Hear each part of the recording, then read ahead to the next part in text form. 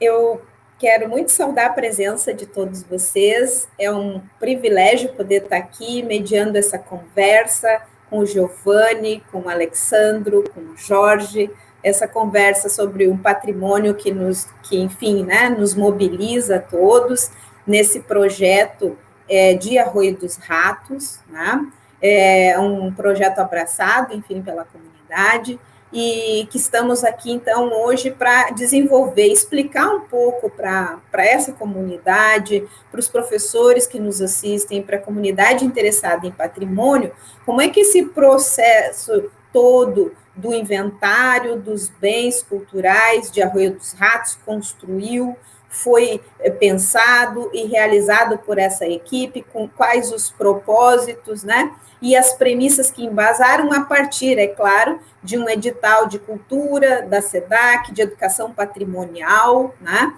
Que envolvia toda essa proposta e que, então, essa equipe muito bem desenvolveu. Né?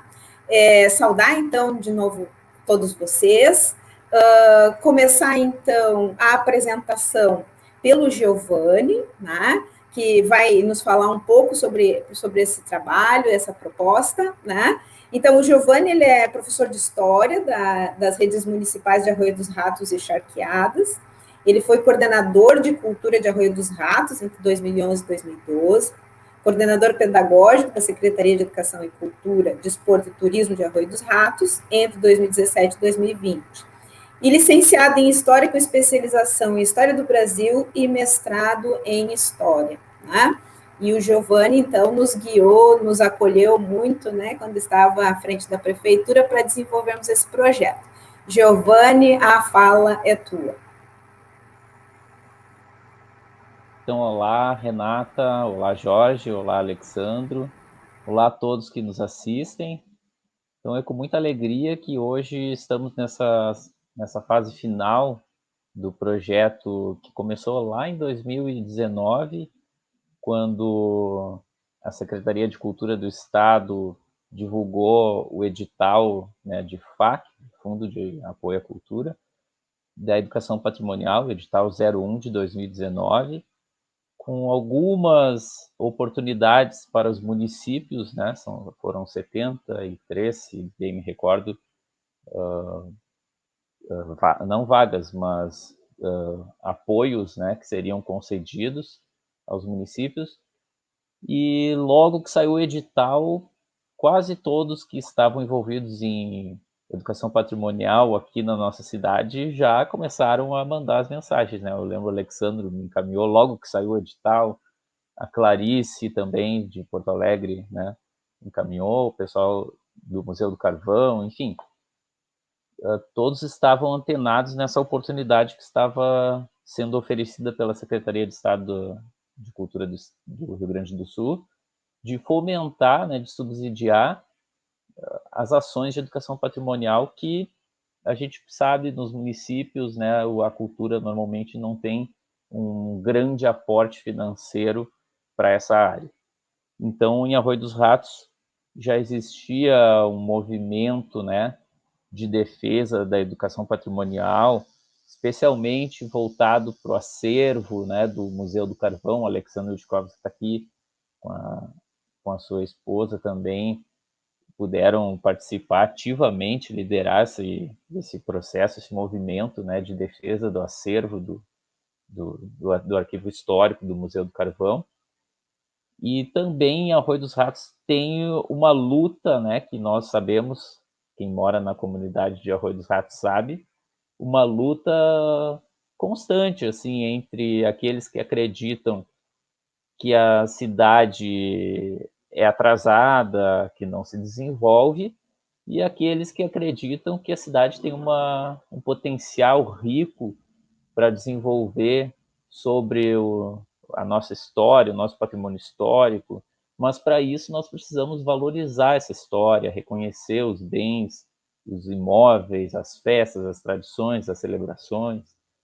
Então, quando estávamos lá em 2010, 2011, discutindo também um plano municipal de cultura, o Alexandre também participou ativamente desse movimento, para que a cultura, né, tivesse essa visibilidade dentro do município de Arroio dos Ratos. A gente percebe, né, muitas vezes entraves daqueles que não acreditam que a cultura possa ter essa valorização do patrimônio histórico, especialmente quem trabalha assim com mercado imobiliário, né? Acha que os prédios velhos às vezes precisam ser substituídos, né? Então, o objetivo maior, né, desse projeto que nós propusemos ao Sistema Procultura e foi muito bem avaliado, é constituir, né, uma equipe multidisciplinar para fazer pesquisa, né, desses bens materiais e imateriais de Arroio dos Ratos, que tem uma história muito forte ligada com a mineração, né, com os imigrantes de várias nacionalidades. E a gente precisa, então, valorizar, resgatar esses registros, né, históricos, fazer uma pesquisa mesmo, porque nós temos em Arroio dos Ratos uma carência, uma falta de documentação para o historiador, né, se o professor de história lá na escola tem dificuldade, por exemplo, de dizer para o aluno, vamos fazer uma pesquisa sobre a história da cidade. Então nós tem pouca literatura sobre a nossa cidade, né? Então a gente tem produção científica agora na academia, né, os centros de pós-graduação, o Alexandre faz parte também de um agora, e as pesquisadoras, né, que passaram pelo Museu do Carvão também, a Clarice, Esperança, né, a própria Renata também passou pelo Museu do Carvão pesquisando. Tem uns quantos pesquisadores que vão visitando o museu e o acervo, né, rico que tem na nossa cidade, mas não é só ali no Museu do Carvão que a educação patrimonial pode ser valorizada. Então, cada rua, cada prédio, cada festa, cada celebração, ela tem o seu valor, né? E é isso que essa pesquisa procura fazer. Então, é importante colocar também que antes da pandemia estava prevista a participação da comunidade através de uma audiência pública para expor o projeto e, com a participação de todos, definir quais seriam os bens que seriam pesquisados para fazer a divulgação nesse inventário. Com o advento, então, da pandemia, tudo ficou online, tudo ficou remoto, tudo ficou à distância. Então, nós tivemos que transformar essa pesquisa, essa consulta à comunidade, para uma pesquisa eletrônica. Então, esse formulário foi feito em 2020, encaminhado, né, para as redes sociais e para os grupos, para os professores, e a gente teve o registro de 56 participantes, né, que foi bem significativo, porque é um formulário que a pessoa que já de cara já vê pesquisa sobre inventário, tem uma explicação. Tem gente que não se interessa, mas as pessoas que se interessaram acessaram o formulário e contribuíram efetivamente para esse instrumento de pesquisa. Então, desses 56 respondentes, 73% são moradores de Arroio dos Ratos, né? E os outros são ou pesquisadores de fora ou pessoas que trabalham em Arroio dos Ratos. Então, a gente verificou também que há um amplo reconhecimento daqueles bens que nós apontamos no formulário como legítimos, né, importantes para a história da cidade, especialmente o Museu do Carvão, o Mineiro, né, a Estátua do Mineiro, os prédios, especialmente os prédios religiosos, as igrejas, Santa Bárbara, São José, os prédios dos CTGs, a escola, né, o Grupo Escolar João Pessoa, onde hoje é a Secretaria de Educação, o grupo escolar, onde hoje é o Couto de Magalhães. Então, esses prédios importantes, simbólicos, a antiga prefeitura, né, que era a escola técnica, que fica ali, hoje está passando por uma reforma, fica no Largo do Mineiro, né? Então, esses bens, esses prédios, né, materiais, foram amplamente reconhecidos pelos respondentes, né, como importantes para a memória da nossa cidade. Também a festa de Santa Bárbara, né, teve 100% de reconhecimento, e outras manifestações artísticas também, né, como o Terno de Reis e o Festival de Teatro, né, que acontece na cidade. Então, através desse instrumento, né, dessa pesquisa, a gente foi uma forma de amenizar a ausência, né, que todos tiveram, né, em decorrência da pandemia, a ausência de contato, de proximidade. Então, através desse formulário, se buscou o reconhecimento da comunidade nesses bens que depois o Jorge vai colocar nos resultados prévios, né, do inventário. Então, acho que para finalizar essa minha fala inicial, né, eu acredito que essa iniciativa, né, de propor o projeto para a Secretaria de Cultura do Estado foi um movimento para valorizar, para que a gente tenha mais pesquisa sobre os bens materiais e imateriais, sobre a educação patrimonial na nossa cidade, para que haja essa movimentação e que a gente faça essa divulgação daquilo que foi pesquisado, né? Então, não tem nenhum sentido, né, fazer a pesquisa, fazer um amplo movimento e não divulgar isso para a comunidade.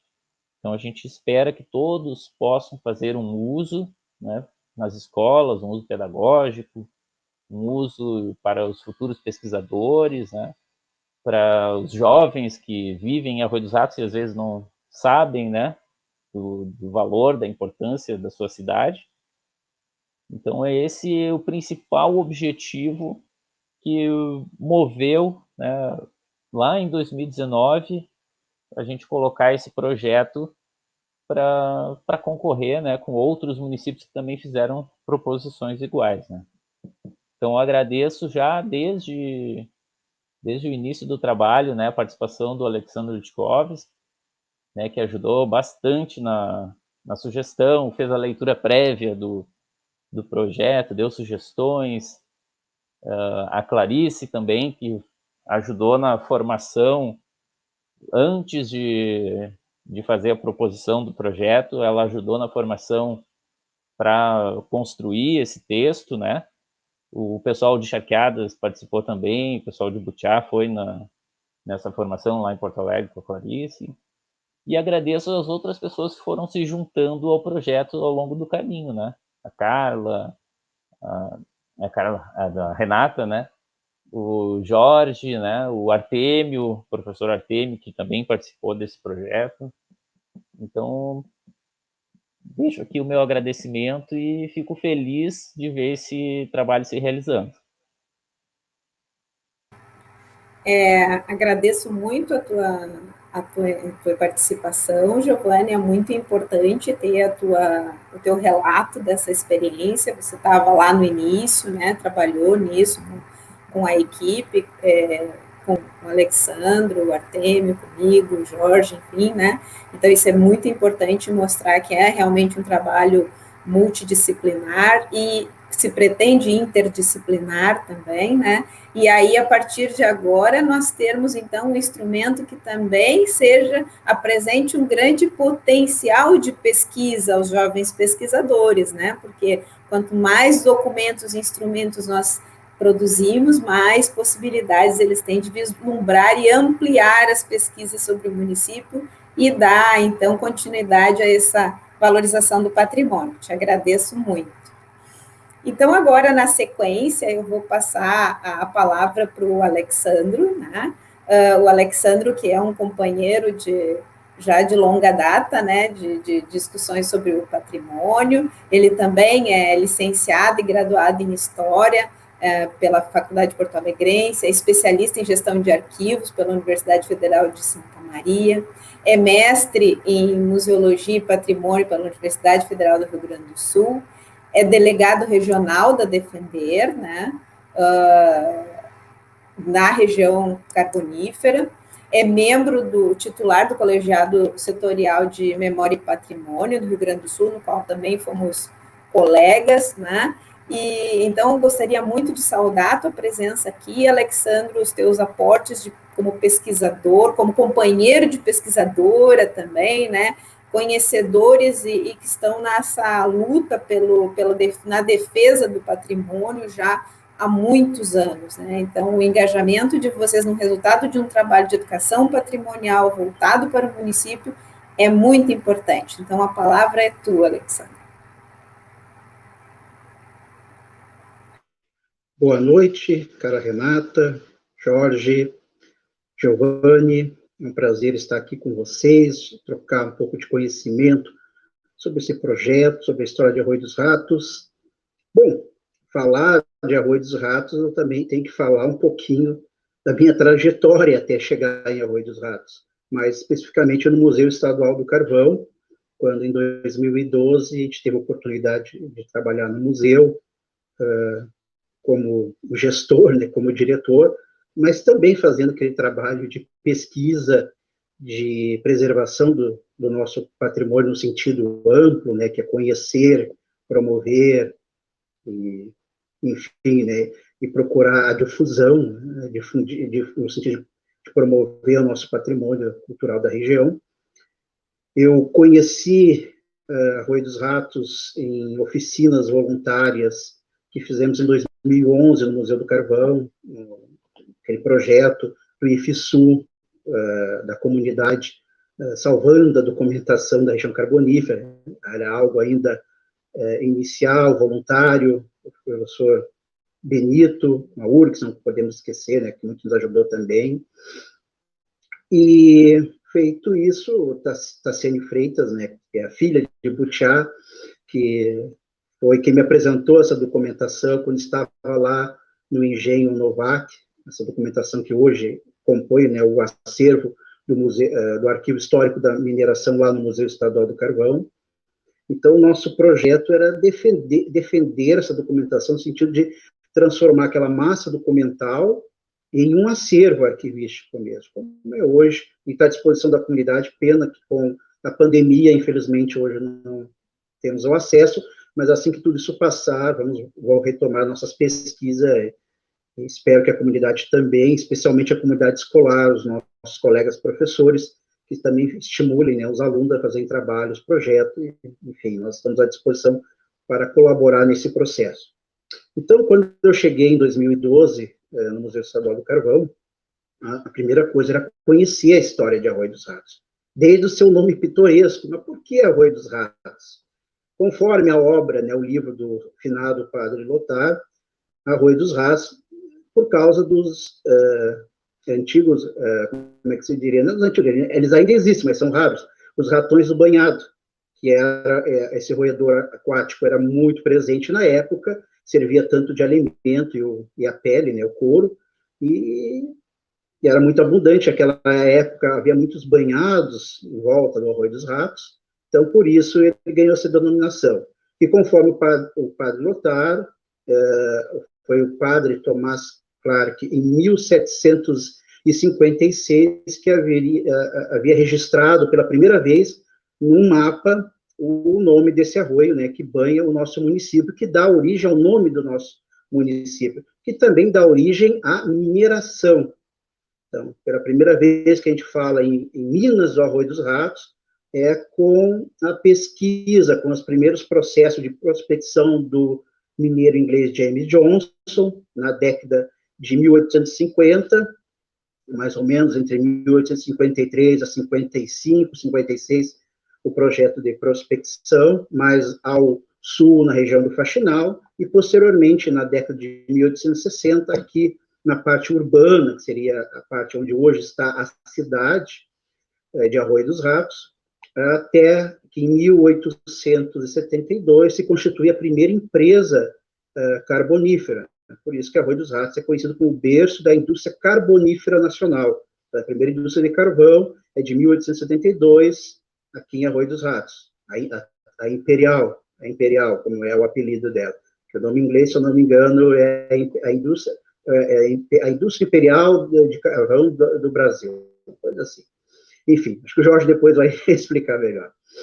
Enfim, então, infelizmente, essa empresa veio a falir em 1878, James Jones não foi feliz como gestor, né, como sócio proprietário da empresa, ele veio a ser, como vamos dizer assim, foi tirado da empresa, né, foi convidado a sair, depois veio a falecer, e aqueles empreendedores que ficaram, né, tocaram o negócio, ficou parado, basicamente parado de 1878 até 1883, quando acionistas, capital brasileiro, do Rio de Janeiro, compra essa massa infalida, né, da antiga empresa, da antiga Imperial, e forma a Companhia de Carvão de Pedra de Arroio dos Ratos.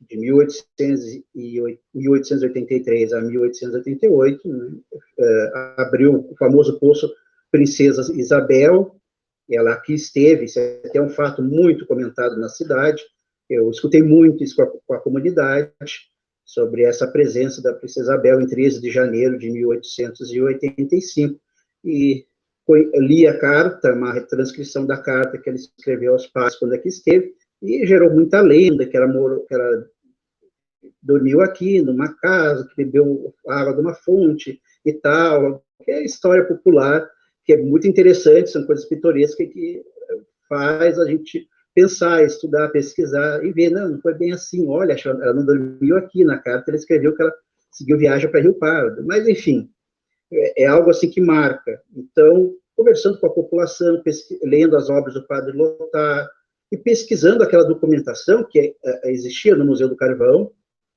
a respeito, também a gente vê que a mineração começa mesmo a ter um passo muito importante a partir de 1889, com a constituição da Companhia Estrada de Ferro e Minas de São Jerônimo, que posteriormente, né, veio a se tornar a Copel Mineração Limitada, como nós conhecemos hoje, que é a principal empresa, né, a principal indústria carbonífera aqui do Rio Grande do Sul. Ainda presente, não como antes, mas ainda presente aqui na nossa região. Agora a mineração a céu aberto, né, não mais no subsolo. Então, a partir daí, essa empresa ela tenta, né, formar, digamos assim, uma clientela para poder vender o carvão, porque ela sofreu uma concorrência desleal, porque 5/6 do carvão vinha da Europa. Era um mercado muito importante, a gente ganhava dinheiro com isso, principalmente, né, aqueles atravessadores, e era uma reclamação dos diretores, dos engenheiros, dessa falta do apoio do final do Brasil Império e da República Velha, né, que nós chamamos, do início da nossa República. Isso estão nos relatórios do engenheiro Eugênio Dani, enfim, entre outros, que fala sobre essa problemática. Enquanto isso, vai se criando uma população local que outra hora era campo, era mato, não havia muito poucos moradores, né? Provavelmente fazendas, ranchos, e aí em volta desses postos que começam a ser abertos com mais regularidade a partir do posto da Princesa Isabel, e um pouquinho antes de 1835, vai se formando as primeiras povoações, os primeiros moradores que praticamente eram em volta dos poços, né? Eram mineiros, eram trabalhos para a extração do carvão no subsolo. E mais adiante, nós temos a abertura do Poço 1, o Poço Fraternidade, onde hoje é o Museu Estadual do Carvão, ali em 1908, desculpe, e vai se desenvolvendo com essa vila operária, vai se desenvolvendo com a chegada também de imigrantes espanhóis, poloneses, especialmente os espanhóis na década de 10, e eles vão ficar próximo a esse Poço 1 que foi aberto, e onde hoje é a Avenida Espanha, que tem até esse nome, em homenagem, né, a esses espanhóis que aqui chegaram, muito presentes não só em Arroio dos Ratos, mas também em Butiá, enfim, são Minas do Leão. Minas do Leão até tem a presença maior de poloneses, né? O meu nome é polonês, né, Witkowski, mas a minha família é de Dom Feliciano, na época São Feliciano, distrito de Encruzilhada, de agricultores. Aqueles que geralmente, poloneses que tinham já essa experiência da Europa na mineração, vieram aqui para a região carbonífera. Enfim, e então, com a Primeira Guerra, aumenta a demanda, o carvão de fora não vem, e aí começa a se valorizar Arroio dos Ratos, o carvão aqui de Arroio dos Ratos e de Butiá.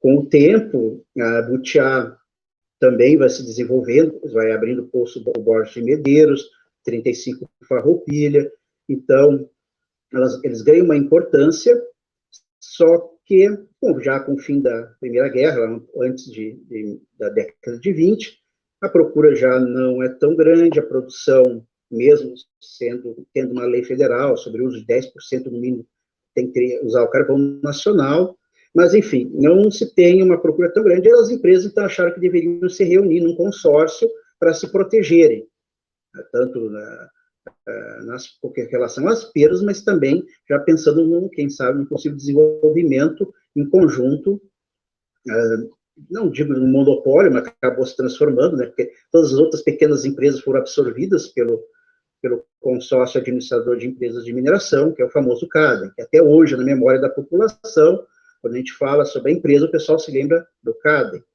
E o CADEM não era uma empresa, era um consórcio que administrava as duas grandes empresas da região, a Companhia Estrada de Ferro de São Jerônimo, aqui de Arroio dos Ratos, e a Carbonífera Rio Grandense, que depois se torna Carbonífera Minas de Butiá, em Butiá. Então, tinha as minas de Butiá e as minas de Arroio dos Ratos. E com a Segunda Guerra, dá um boom. A procura pelo carvão é muito grande, a necessidade de uso interno e também externo, o carvão aqui da região foi exportado para a região do Plata, aqui, Argentina, Uruguai, outras regiões do Brasil. Então, foi quando a Vila Operária de Arroio dos Ratos começou a ter um grande desenvolvimento, porque já com o sindicato, né, é importante sempre lembrar, né, a existência do Sindicato dos Mineiros aqui, formalmente desde 33, sempre disputando a sua legalidade, se constituir como algo legal, como desde 33, isso, desculpa, era a Butiá que sempre vivia com a briga até conseguir ter o reconhecimento. Não, o Arroio dos Ratos já era reconhecido desde 33, e essa força foi muito importante, até posteriormente para ajudar em Butiá, os colegas trabalhadores de Butiá, mas para justamente fazer frente, para cobrar da companhia não só a questão salarial, mas também de oferecer para a comunidade, para suas famílias, para os seus trabalhadores, um pouco do fruto, dos lucros que a empresa estava tendo, além, claro, das melhorias que deveriam ter do trabalho, porque sempre trabalhar com mineração sempre foi algo arriscado. Até a minha sugestão, para quem quer conhecer como era um trabalho de subsolo no final do século XIX e no século XX, assistam ao filme Germinal. Aquilo que vocês verem no filme Germinal é o que acontece, também que é baseado na obra do Émile Zola, magnífica, né? É uma obra internacionalmente conhecida. Então, aquilo que acontecia lá nas imagens do filme era o que acontecia aqui, muito, muito semelhante. Os perigos, o trabalho lúgubre que era, né? O trabalho perigosíssimo, trabalhar na mineração embaixo do solo. Então, com isso, com esse desenvolvimento, essa parte aqui, que hoje é a parte urbana de Arroio dos Ratos, a cidade de Arroio dos Ratos, teve igreja, escolas, clubes sociais, clubes de futebol. Estou vestindo aqui a camisa do Esporte Clube Brasil, aqui de Arroio dos Ratos, o Clube Centenário de agosto de 1918. Então, é um clube que eu passei a admirar e apoiar, e ajudamos no seu centenário, em 2018.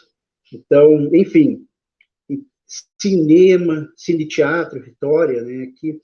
Enfim, então a comunidade, o hospital, não posso esquecer do Hospital Sarmento Leite, hospital de ponta, tinha cirurgia, raio-x, um hospital que oferecia serviços que nem em capitais de outros estados brasileiros tinha.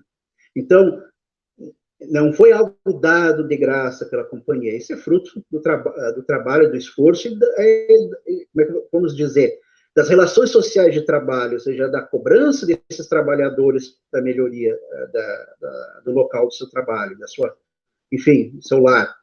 Então, o Arroio dos Ratos, então, se desenvolveu de tal ponta, basicamente nos anos 40, que boa parte desses prédios que hoje estão no projeto são dessa época. Alguns antes, alguns pouco depois, mas grande parte, tanto que quando a comunidade foi convidada a colaborar no formulário, dizer, cite, o que você acha de importante da região? Praticamente aqui, toda a nossa região aqui central, claro, teve outras regiões mais rurais, afastadas, mas infelizmente não foi possível nesse momento, quem sabe num outro projeto, né, desenvolver esse trabalho. Então o pessoal citou basicamente aqui tudo da região de Santa Bárbara, aqui do centro, da Avenida Espanha, do Lago do Mineiro, então os prédios, os arruamentos, no caso, né, as ruas e avenidas, os locais, as festividades que o Giovanni bem lembrou, que nós temos aqui na comunidade, que toca, é uma comunidade pequena, é uma comunidade que tem uma relação ainda muito forte com o histórico da mineração, que nós mesmos sabemos que é uma época que não retornará mais, é uma época que já passou, a mineração está com seus dias contados, né, o combustível fóssil, e temos que partir para outros meios de desenvolvimento de economia, né, da economia, desenvolvimento econômico. E o turismo, o patrimônio cultural, estão totalmente relacionados, porque ao valorizar a nossa comunidade, a valorizar o nosso município, saberemos tratar bem o turista que vai vir aqui, vai consumir, vai gastar, e vai gerar um pouco de renda, gerar empregos aqui para a comunidade. Então, isso está associado, não podemos esquecer dessa história, não podemos esquecer do que Arroio dos Ratos representou para a economia do Rio Grande do Sul e até nacional na época da Segunda Guerra. Então, é muito importante o projeto do inventário, essa participação da comunidade que escolheu, deu vários pontos locais, festividades, que são importantes, que fazem parte desse cotidiano. Até quando eu dei uma olhada no formulário e vi os resultados finais, eu me lembrei de minhas conversas no museu com a comunidade. Eu mesmo caminhava pela comunidade, ia em alguns eventos e conversava com a população. Então, eu vi que está muito bem representada. Boa parte daquilo que, enfim, né, representa esse patrimônio, isso aquilo que é importante para essa comunidade, está no inventário. É um primeiro passo, ainda temos muita coisa ainda pela frente, mas eu fico feliz de ter um trabalho lá do museu, um trabalho que salvou aquela documentação, né, com apoio de todos vocês aqui presentes, entre outros. Eu até não quero nominar, para medo de esquecer alguém, né, todos que colaboraram com isso, agora com o projeto, o Giovanni e a equipe diretiva dele. Isso é muito importante, a Arroio dos Ratos precisava desse projeto inicial de inventário. Então, ficamos muito contentes, ficamos felizes que as coisas estão andando, que a Arroio dos Ratos está valorizando a sua história. Nós, comunidade, hoje eu sou um arroio-ratense, eu resido aqui, minhas raízes agora estão aqui. Eu espero que ainda possa escrever muito, falar muito ainda sobre Arroio dos Ratos, e fico sempre à disposição da comunidade, porque no meu trabalho lá na Procuradoria-Geral do Estado, estamos salvando o patrimônio documental arquivístico da instituição, lá no Arquivo Central também, a minha instituição, que eu quase 25 anos lá, estou vinculado, tirando os 4 anos que eu fiquei cedido para o museu, então os 21 anos da PGE, então estamos salvando lá aquele patrimônio documental da instituição, então a felicidade que eu tenho lá é a mesma felicidade que eu tive de ter colaborado com a comunidade, de ter salvado essa documentação e colaborado também nesse projeto, e, enfim, Arroio dos Ratos ainda tem muita coisa ainda pela frente, e fico à disposição. Então, eu agradeço aí pela atenção, pela paciência de vocês. Se eu esqueci alguma coisa, me perguntem depois, fico à disposição, tá bom? Então, eu passo a palavra para a Carla Renata. Muito obrigado. Agradeço muito a tua fala, Alexandre, é muito bom fazer esse percurso, né, de memória que tu recupera muitos momentos significativos desse projeto, que remonta lá aquele interesse da professora Truda, né, minha professora e de tantos de nós, né, envolvidos com esse momento de recuperação do patrimônio, de valorização dele, né, cuidado com esse patrimônio, que, de certa maneira, a professora Truda nos ensinou muito bem, nos transferiu isso, né, e que, afinal de contas, saudamos a minha ligação com esse acervo, ela data de 1994, foi quando eu tive o primeiro contato com a documentação que hoje está no Museu do Carvão, né? E eu trabalhava na época no Arquivo Histórico de Joinville, e a professora Truda me chamou para vir ajudar o que nós faríamos com aquela documentação e como é que seria o tratamento inicial dela.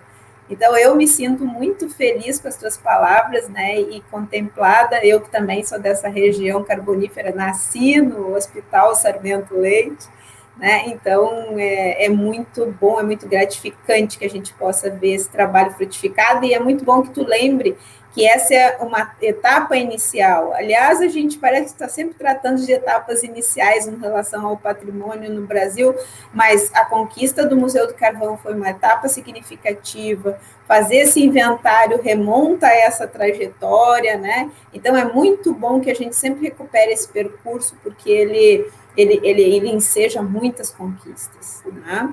E aí, nesse sentido, eu vou passar, então, a palavra para o Jorge agora, né? O arquiteto, então, responsável por encaminhar esse levantamento do inventário, e vou apresentar o Jorge, então. Jorge Luiz Stocker Júnior é arquiteto urbanista e mestre em planejamento urbano pela URGS, autor da dissertação sobre Königsberg, Paisagem e Patrimônio Cultural da antiga colônia alemã de São Leopoldo, atua no campo do patrimônio cultural através de estudos técnicos, inventário de patrimônio cultural, arquitetônico e paisagístico, projetos de conservação e reabilitação, pesquisa e educação patrimonial, é membro do ICOMOS, o Conselho Internacional de Monumentos, é coordenador adjunto do Núcleo do Rio Grande do Sul, coordenador do Comitê Nacional de Patrimônio, e também representante brasileiro do Emerging Profissionais Working Group do ICOMOS. Né? Atualmente integra a Comissão de Acervos do IAB,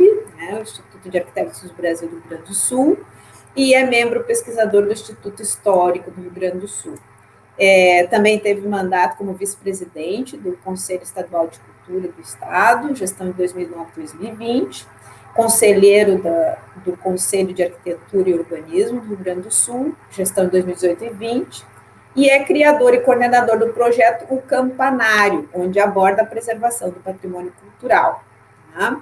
Então, esse é o Jorge Luiz Stocker Júnior, que conduziu com muito brilhantismo o primeiro levantamento de inventário desse projeto da cidade de Arroio dos Ratos. A palavra é tua, Jorge. Olá, pessoal, é um prazer estar com vocês aqui. Acredito que de nós quatro eu sou o único estrangeiro, digamos assim, não sou da região carbonífera, embora já tenha circulado bastante por essa região, muito motivado pela divulgação que os pesquisadores fazem dela, né? E acredito que o próprio trabalho do Alexandro é um exemplo disso, e da Tassiane também reivindicando essa região também como patrimônio cultural, né? Isso acaba fazendo com que os interesses também se voltem e com que a gente se surpreenda, por exemplo, com o Museu Estadual do Carvão, né? Eu, quando conheci esse museu, fiquei bastante encantado e surpreso com o que encontrei. E, enfim, conduzir a coordenação desse trabalho de inventário, nesse viés, o patrimônio arquitetônico e paisagístico para Arroio dos Ratos, foi bastante desafiador por muitos motivos. Um deles é o que já estávamos conversando aqui sobre a pandemia, né? Porque realmente nos privou de mais contato humano, que é algo muito importante quando a gente fala de patrimônio, né? É muito importante, realmente é algo que nos afastou um pouco daquela prática mais corrente. Também a falta de acesso a alguns acervos dificulta bastante, né? E a nossa própria atitude de tentar evitar expor a comunidade a riscos, né, a contágios, então, enfim. Mas não só por isso, acho que isso é uma dimensão, né, que faz parte desse momento que estamos vivendo, mas também pelas características do patrimônio arquitetônico e paisagístico de Arroio dos Ratos, porque são características muito diversas daquilo que a gente está acostumado no Brasil a reconhecer como patrimônio. Conduzir um trabalho de inventário sempre é desafiador. Eu tenho trabalhado com inventários desde a graduação, na iniciação científica, então inventário é um tema que realmente me provoca muito, justamente por ser aquele momento de atribuição de valor cultural, de construção da ideia de que determinados bens são portadores, né, de valores culturais, subjetivos, de identidade. Acho que isso sempre é muito provocativo e, portanto, sempre desafiador. E eu costumo falar, quando algum curso, alguma oficina em relação a inventários, que se não for desafiador é porque a gente está fazendo algo errado, porque cada realidade é diferente, né? E se a gente chega e tenta aplicar uma metodologia pronta, né, para simplesmente pegar uma outra região, uma outra realidade e tabelar, digamos assim, tabular ou quantificar com notinhas, por exemplo, valores culturais, a gente está muitas vezes passando por cima da realidade local, passando por cima daquilo que a gente pode de fato encontrar. E foi realmente muito desafiador. Um pouco, como eu comentei, eu já tive alguma vivência por já ter conhecido alguns pesquisadores anteriormente. Eu também tive a oportunidade de fazer a visita presencial com todos os cuidados necessários junto com o Giovanni e o Alexandre, que foi bem importante também para aprofundar e visitar internamente alguns imóveis. Mas, enfim, foi bastante desafiador conseguir aquilo que é uma das propostas do inventário, que é dar uma leitura de conjunto para isso tudo, porque o inventário não é uma soma de fragmentos, né? A gente não pega uma lista, digamos assim, estática, que não faça sentido. A ideia de um inventário é justamente fornecer uma narrativa, né? Então isso foi tão comentado aqui por vocês no começo, tanto pela Renata quanto pelo Giovanni, da importância disso, inclusive, para a educação, né? Porque a partir daí a gente começa a tentar compreender, a fazer laços entre as coisas. Isso é muito importante. A gente não ter uma série de fragmentos desconectados, mas tentar ter um encadeamento, né, desses bens.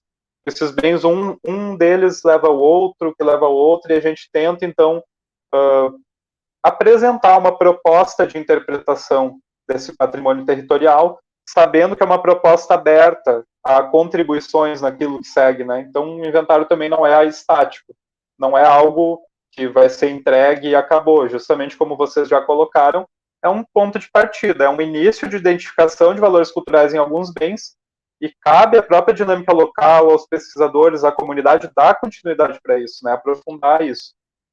Eu sugeriria, então, que a gente abrisse a apresentação para que eu pudesse fazer um breve relato desses encaminhamentos dados durante o inventário, né? Não vai ser possível apresentar todo o inventário, também alguma coisa ainda está em finalização, mas ele é realmente muito extenso.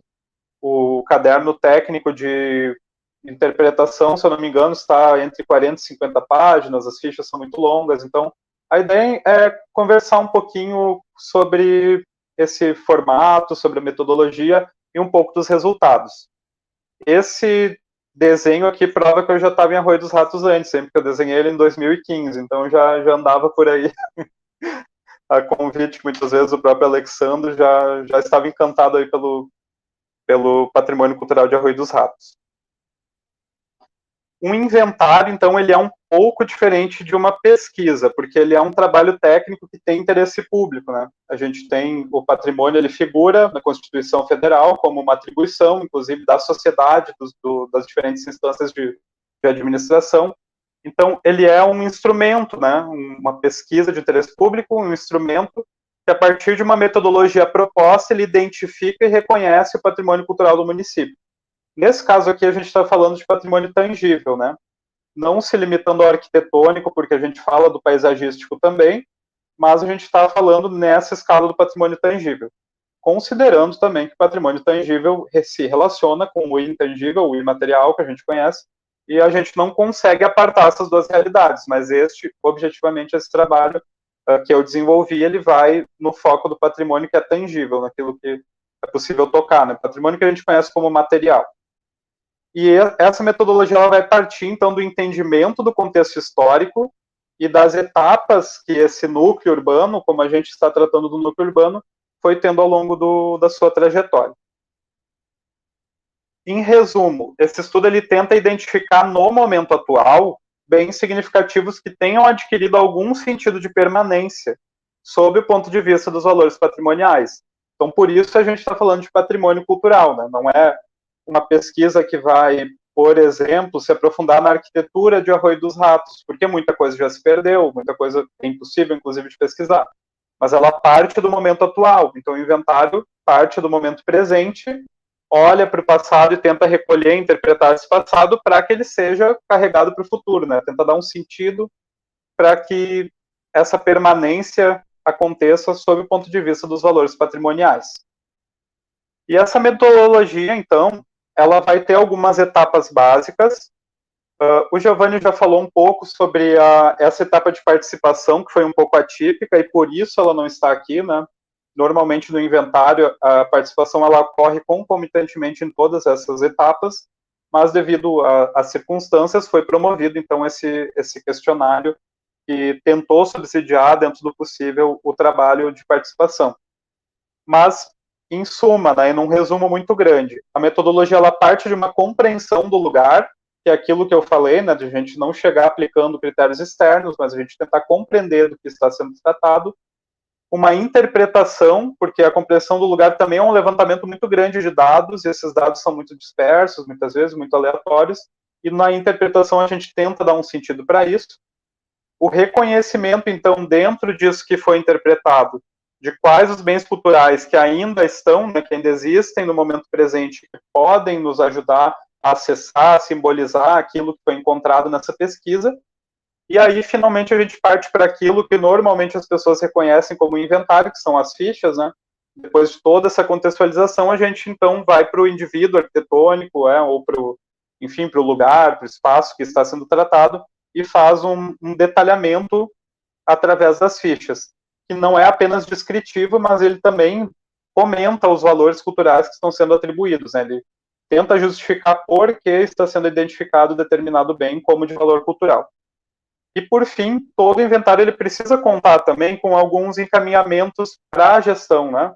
Então, claro, não é uma gestão, mas são encaminhamentos e sugestões de instrumentos que vão ajudar essa comunidade a conservar, a manter esse patrimônio, né? E mesmo a potencializar economicamente esse patrimônio.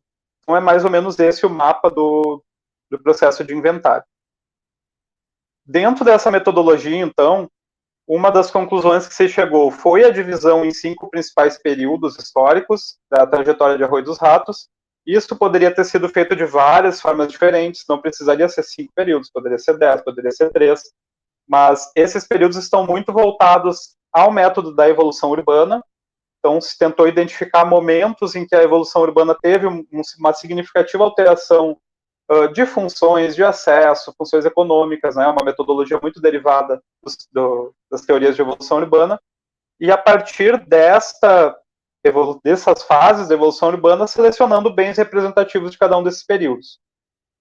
Isso gera, então, uma listagem final de bens inventariados, que é uma lista um pouco mais extensa, porque se identifica tudo, né, que pode representar esse estudo, e se parte para as fichas individuais, detalhando aqueles imóveis identificados como portadores de valores mais significativos. Os valores culturais, eu não vou entrar numa explicação sobre cada um deles, mas eles são bastante diversos. No senso comum, a gente pensa muito no valor histórico, ou no valor, digamos assim, evocativo de determinados bens que a comunidade já reconhece ou associa a alguma figura histórica, mas esse é um dos valores da instância cultural, e a gente tem outros valores, afetiva, antiguidade, referência historiográfica. A gente tem outras instâncias além da cultural, que são a morfológica, que vai falar da forma, das qualidades formais, artísticas, arquitetônicas, da integridade. A gente vai falar do paisagístico, então entendendo esse bem no conjunto, porque alguns bens não têm tanto valor individualmente, mas fazem parte de um conjunto de unidades que, por si, é muito interessante. E a gente tem a parte funcional também, que se leva em consideração. Então, como eu comentei, não vai ser possível aprofundar tanto em cada um deles, mas essa é a tabela de valores que se construiu para Arroio dos Ratos, né, retirando alguns valores culturais que não eram tão presentes em Arroio dos Ratos e inserindo alguns que dessem conta daquilo que foi encontrado. E apenas para que se tenha uma visual desse, né, física, digamos assim, desse trabalho, embora seja digital, esse trabalho ele gera, então, um caderno técnico, onde existe toda essa contextualização histórica de evolução urbana, quais os bens de cada recorte temporal, de cada extrato temporal desse meio urbano, e os instrumentos, como eu já comentei, e anexo a isso o conjunto de fichas que foram trabalhadas. Ali, por exemplo, está uma parte da ficha do Hospital Sarmento Leite, que é um pouco maior que isso, mas para a gente ter um pouco uma visual assim, de como isso funciona. Foi adaptado um modelo de ficha também, porque não está sendo realizado esse inventário sob nenhum tipo de convênio de órgão de preservação. Então, ele é um inventário municipal e foi adaptada essa ficha para responder novamente aos anseios, para responder também às propostas desse próprio projeto e as características desse patrimônio de Arroio dos Ratos. Muito rapidamente, para a gente compreender um pouco, né, de novo, não visando esgotar, mas dessas 5 fases que foram delimitadas, a gente tem uma grande fase que foi denominada Primórdios da Mineração, onde não foram muitos os investimentos feitos na mineração nesse local. Então, como as construções também eram muito, muito temporárias, muito precárias, de certa forma, e a mineração não foi tão, digamos assim, aprofundada nesse período, é um período muito longo que não legou tantos remanescentes arquitetônicos para os dias atuais. Um dos lamentos, digamos assim, dessa pesquisa é não termos encontrado muito material a respeito da ocupação dos povos originários, né? A gente tem só o cadastro de um sítio arqueológico na região inteira, e não é dentro de Arroio dos Ratos. A gente sabe que ali era o complexo onde os guaranis se espalhavam, mas a gente não tem muitos detalhes sobre isso ainda, né? Até um ponto a se aprofundar, né, em algum momento, para que se conheça melhor como foi a dinâmica desse povo guarani nesse território.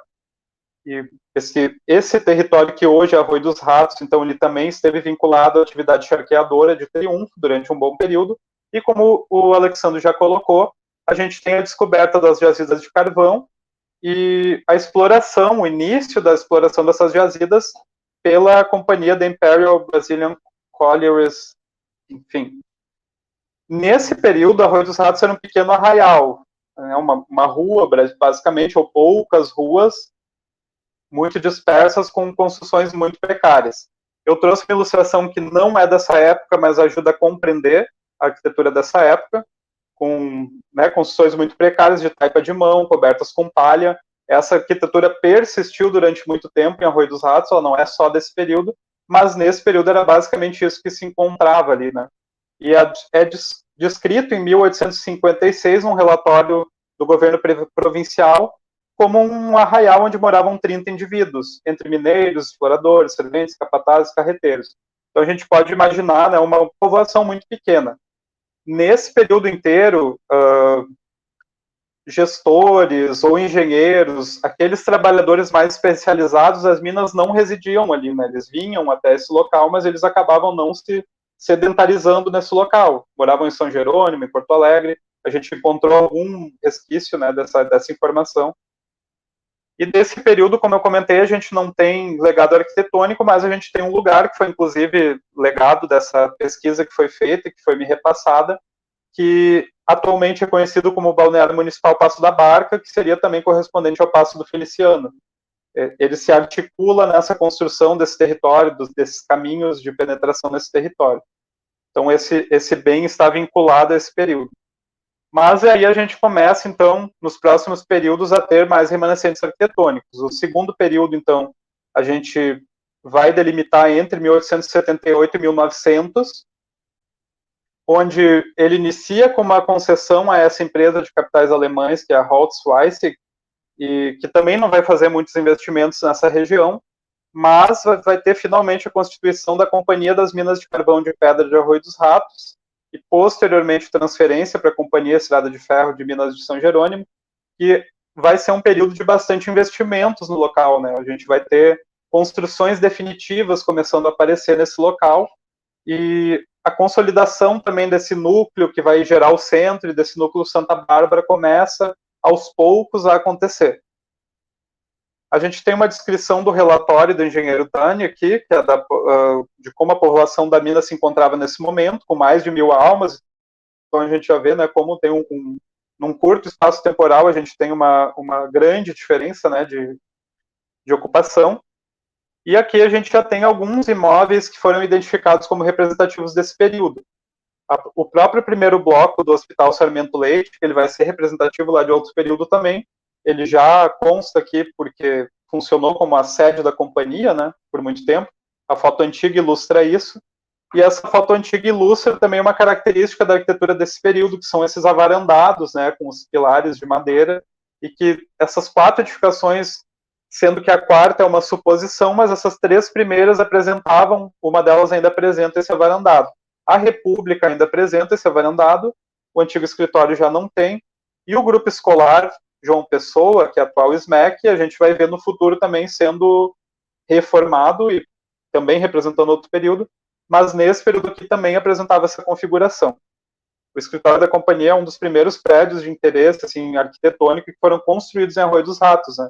Um prédio sobradado, com platibanda, né? Com uma arquitetura mais refinada, com cornija, modenatura, com pilastras, então ela já demonstra, né, um investimento nessas minas, né? Não algo muito precário, ainda explorando o carvão e tentando ver se ia dar certo, mas já uma consolidação dessa atividade nesse local. A gente tem também 2 imóveis bastante importantes que foram identificados como sendo desse período.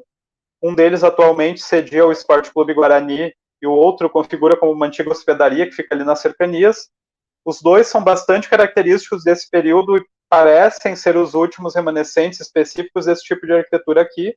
Já a alvenaria de tijolos, já uma arquitetura também mais elaborada, a gente vê esses vãos das janelas das portas com arcos plenos, né?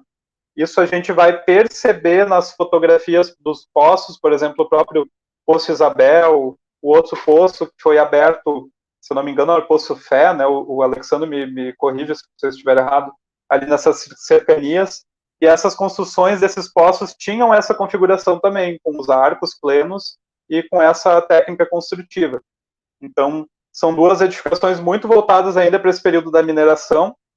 A edificação do Esporte Clube Guarani, ela sediou uma série de usos sociais posteriormente, então ela acabou perdendo essa identidade industrial, mas ela surge nesse contexto industrial muito próximo ali do final de uma ampliação da linha férrea.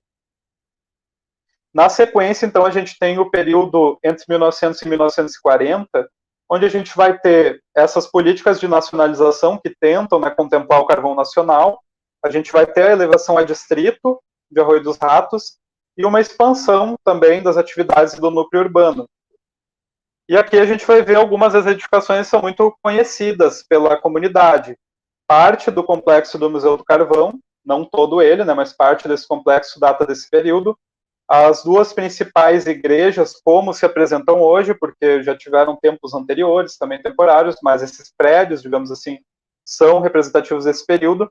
E a gente vê uma arquitetura mais erudita, que a gente não via até então, né? Porque o máximo que a gente havia identificado era essa arquitetura industrial, com os arcos plenos, com a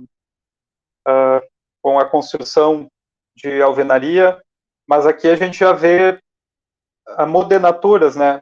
Decoração de fachadas. O Clube Última Hora, por exemplo, ele simplifica um pouco o estilo mourisco ali dentro do eclético, que tem muito a ver com a cultura local. E a gente tem o neogótico bastante industrial da Igreja Santa Bárbara e da Igreja São José, que lembram muito capelas de vilas operárias, né? Então eles estão muito voltados também a essa linguagem. É um neogótico operacionalizado para o industrial, assim, muito interessante também, muito simplificado, porém são 2 tempos, além de reconhecidos pela comunidade, eles têm muitas qualidades, né, formais. O complexo do Museu do Carvão, por já ser tombado em nível estadual, não foi tão aprofundado nessa pesquisa, porque já tem produção, né, já tem um reconhecimento. O inventário justamente tenta promover o reconhecimento. A gente tem, então, esse período marcado pela presença do Estado Novo e do CADEM, que o Alexandre já falou, não necessariamente Estado Novo em todo esse período, mas são coisas marcantes, digamos assim, desse período, 1940 a 64.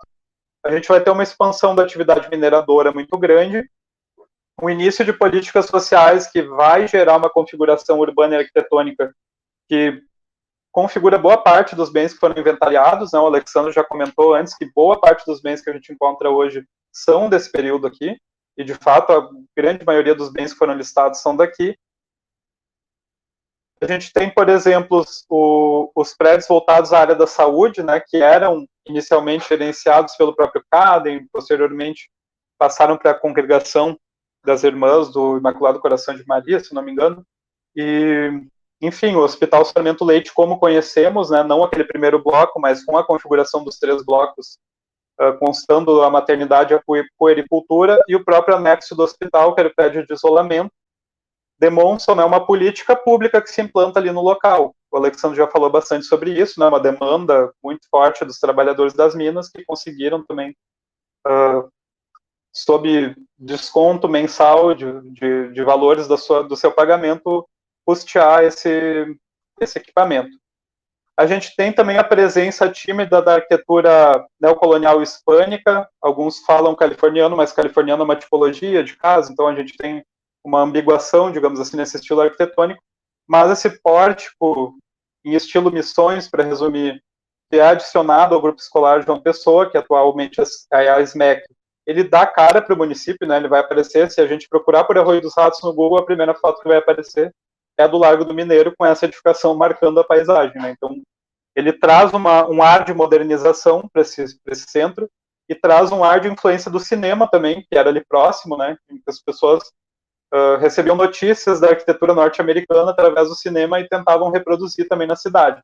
É muito curioso porque é um estilo muito residencial, e em Arroio dos Ratos não encontrei hoje tanta arquitetura residencial que tivesse elementos fortes desse estilo, mas sim essa arquitetura mais pública, né, como o próprio grupo escolar. Posteriormente, ele abriga a Brigada Militar, se eu não me engano, é nesse período, inclusive, que ele recebe esse pórtico. E a Escola Paroquial Santa Bárbara, que hoje ela está abandonada, mas que é bastante representativa desse estilo, né, um dos exemplares mais icônicos, mais interessantes desse estilo. Certamente merece uma preservação e um carinho que a gente percebeu naquela visita que a comunidade tem com esse espaço. A gente tem também remanescentes do estilo Art Deco, eu vou tentar ser mais breve, porque eu me empolgo e acabo querendo falar bastante, mas uma variação do estilo Art Deco que a gente chama mais festiva, porque o Art Deco ele também pode ser mais formal, né, utilizando formas navais, formas arrojadas, arredondadas. Em Arroio dos Ratos a gente vê esse estilo mais festivo, ou seja, aplicado na decoração e aplicado na decoração de prédios com função social, né, como é o Grêmio Esportivo Estrela e a Sociedade União da Várzea, que tem um Art Deco mais simplificado, mas nem por isso menos festivo, né? Então a gente tem esses exemplares bastante importantes dessa arquitetura que é também referência desse período, né? O Art Deco foi uma das arquiteturas oficiais, digamos assim, durante o Estado Novo, então era uma forma de modernizar a paisagem através da arquitetura, né? De se entender como um país moderno. E a gente tem as edificações voltadas ao ensino, como o Colégio Cenecista Santa Bárbara, a antiga escola técnica, que hoje cedia a Prefeitura Municipal, que é bastante icônica também, e o Instituto Estadual Couto de Magalhães, que reproduz um modelo de escola pública que a gente vai encontrar por todo o estado, né? Então é um momento importante também de política pública de ensino, que é representado por essas edificações. E a gente tem, para ir finalizando, alguns remanescentes de uma modernidade pragmática, que a gente poderia dizer. São prédios que, de certa forma, modernizam a linguagem arquitetônica ao reduzir o número de elementos decorativos e simplificar a composição, saindo da simetria, saindo dos elementos decorativos, porém ainda guardando resquícios de arquitetura tradicional, como é o caso dos telhados, né, que são marcantes na paisagem de Arroio dos Ratos, telhados de telha francesa no tipo pavilhão, que a gente vê nessas 4 edificações, em boa parte do patrimônio arquitetônico de Arroio dos Ratos.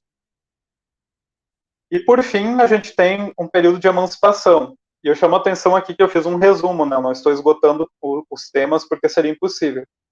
Esse período da emancipação, ele vai ser marcado, então, pela tentativa da construção de um discurso oficial sobre a história local e da mineração. A gente vai ver isso nos monumentos, né, nos espaços públicos, alguns deles com monumentos, e a constituição desses primeiros equipamentos de fato públicos, porque um dos problemas que a municipalidade teve foi justamente quando ocorreu a emancipação, não existia nenhum bem público municipal, né, então a municipalidade precisou, pouco a pouco, ir reivindicando alguns espaços sob preço de impostos territoriais urbanos para ir instalando esses seus serviços públicos. Então, a gente tem como um dos pontos mais marcantes o Monumento ao Mineiro, né, que eu acredito que é outro, como já comentado, símbolo da cidade, mas a gente tem também a Praça Naro Pereira, que tem o monumento a esse primeiro prefeito, que é o Naro Pereira. Curiosamente, o patamar tem forma de 1 ali, é bem curioso isso. E a gente também tem outros espaços municipais, como a Praça do Couto Tricô, o Parque Municipal, onde tem o lago também, que é muito reconhecido pela comunidade. Esses bens, além dessa classificação temporal, eles recebem uma classificação em níveis de preservação, e eu acho importante falar muito rapidamente disso, porque a gente tem no senso comum que patrimônio é aquela coisa que a gente vai congelar para sempre, nunca mais vai poder mexer, nunca mais vai poder usar. E esses níveis de preservação eles demonstram que existe uma sugestão de maior flexibilidade para alguns bens e de um maior cuidado para outros. Muito rapidamente, um nível P1, que seria o nível máximo, ele significa que essa edificação ela é muito delicada. Então, uma igreja, por exemplo, a gente não pode imaginar uma vitrine sendo aberta numa igreja, né? Uma coisa mais maldosa, digamos assim, com a arquitetura dessa igreja, porque ela é muito sensível. Já o nível P2, ele é muito sensível externamente, mas se sugere que se permita alterações internas, que inclusive se incentiva que existam essas alterações para que esses bens sejam aproveitados no dia a dia da cidade. E a gente tem uma escala P3, que são bens que ou são bens de entorno, ou bens um pouco descaracterizados, e que permitiriam, inclusive, alterações de fachada. São sugestões para que a gente entenda que existe essa graduação também, que a ideia de um inventário não é selecionar bens para congelar no tempo, né, e sim entender também a característica específica de cada um deles, para que a gente permita que a cidade continue, e não só continue se desenvolvendo, mas utilize o patrimônio cultural como um ponto de partida para esse desenvolvimento, né. Então, num grande resumo, basicamente é isso. Teria muitas outras coisas para falar, inclusive cada uma dessas fichas acaba gerando uma pesquisa específica sobre o bem, né? Então a gente poderia aprofundar em muitos desses bens aqui, mas acho que foi uma oportunidade de a gente ter um panorama geral um pouco assim de como funciona esse processo, né? Espero não ter me estendido tanto. Jorge, agradeço muito a tua fala, acho que ela foi muito esclarecedora. Eu quero destacar alguns pontos que eu acho que são extremamente importantes, né? E fazer uma observação técnica no final, assim. Mas, assim, lembrar na tua fala dessa questão de que a pandemia nos impediu desse contato maior com a comunidade, que nós ficamos, assim, nesse contato por meio do formulário online, mas que estava embutido no projeto a ideia das entrevistas com as pessoas da comunidade, para que elas nos dessem os seus depoimentos, para embasar também um pouco mais esse conhecimento dessa arquitetura, dessas construções, da própria contextualização da cidade, né, da significação dessas edificações na história da cidade. Então, havia essa intenção de recuperação dessa memória por meio de entrevistas, e aí acabamos não desenvolvendo em função das questões de distanciamento da pandemia, até porque essas pessoas são mais de maior idade, então ficava muito difícil fazer esse tipo de interação online com elas também, né? Acho que vale muito destacar e reiterar o quanto o inventário ele é um instrumento de exercício de cidadania, né? Quer dizer, o quanto a comunidade deve sim se apropriar, os professores, os membros que se importam com o patrimônio, desse instrumento, para a partir dele, como tu mesmo apontaste no final, os níveis de preservação, eles são absolutamente indicativos de políticas públicas de preservação. Tá? Então, se a comunidade se apropria disso, ela pode exercer, então, a sua, né, fazer valer a sua opinião, a sua vontade a respeito dessas preservações, ancorada num instrumento como o inventário, né, que tu apresentaste todos os níveis, eu achei excelentes, inclusive quando tu falaste da arquitetura erudita naqueles aspectos, eu lembrei muito, né, que essas vilas desses operários, elas se enquadrariam muito naquilo que a gente chamava de arquitetura menor, né, ou vernacular em alguns aspectos, né, mas assim, um menor, digamos assim, depreciativo, porque o valor de conjunto histórico e tal, ele é ampliado, né, só um tipo de classificação em função dessa arquitetura erudita. Eu acho que isso ficou muito bem ressaltado, eu acho que é excelente. O trabalho, ele é absolutamente brilhante, e tu demonstraste, né, o quão exaustivo é esse tipo de exercício, né, e o quanto eles são, para cada localidade, para cada comunidade, eles implicam numa abordagem, numa leitura muito específica, né, e quero te parabenizar, porque o resultado realmente, acho que a mim agradou demais, e eu acredito que a comunidade vai também receber com muita felicidade esse resultado, né? Te parabenizar por isso. E, então, agora agradecer muito, né, a participação de todos vocês, ao Giovanni, ao Alexandro, ao Jorge. É muito importante que a comunidade trave conhecimento com as pessoas que construíram o projeto, com as intenções por trás de tudo isso, né, e que se ainda não está acabado, é porque isso não acaba nunca. Esse é um processo de construção que sempre será isso, sempre serão momentos de um processo de construção. Quanto mais coletivo, melhor ele se tornará, né? Então, isso vai depender muito do engajamento da comunidade. Então, quero agradecer muito a fala de vocês nesse sentido. Acredito que os professores e a comunidade inteira, da região carbonífera em geral, vai ficar muito feliz com esse resultado. Tá? Obrigada.